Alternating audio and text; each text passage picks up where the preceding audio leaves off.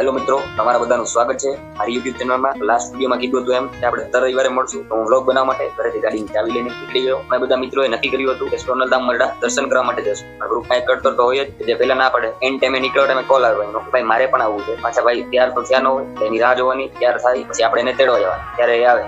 ત્યાર પછી સફરની શરૂઆત કરી. હજી થોડું ચાલ્યા હતા ત્યાં પેટ્રોલની બત્તી આવી. પેટ્રોલની બત્તી આવે એટલે ગાડી પેટ્રોલ તો પુરાવું જ પડે, એટલે પેટ્રોલ પુરાવા માટે ઉભા રહ્યા. પેટ્રોલ પંપની પાછળના ભાગમાં ગિરનાર પર્વત દેખાઈ રહ્યો, તેને નિહાળવા માટે અમે બધા થોડી વાર ત્યાં ઉભા રહ્યા. ત્યારબાદ ફરીથી સફરની શરૂઆત કરી. ગાડી 120 ઉપર, મિત્રો ભેગા હોય, એમાંય સીધું ગુસ્સેવાળાના ગીત વાગતા હોય. તે આનંદ લેતા લેતા અમે જઈ રહ્યા હતા. ત્યાં અચાનક જ મેં રસ્તા ઉપર એક અકસ્માત જોયો. ત્યાં બે વ્યક્તિઓની લાશ રોડ પર પડી. જે જોઈને બધાને ફાળ પડી ગઈ. ગાડી 120 થી ડાયરેક્ટ 60. બધાના મૂડ ઓફ. મૂડને સારો કરવા માટે અમે સાઈડમાં એક હોટલમાં ઉભા રહ્યા, ચા પાણી પીધા.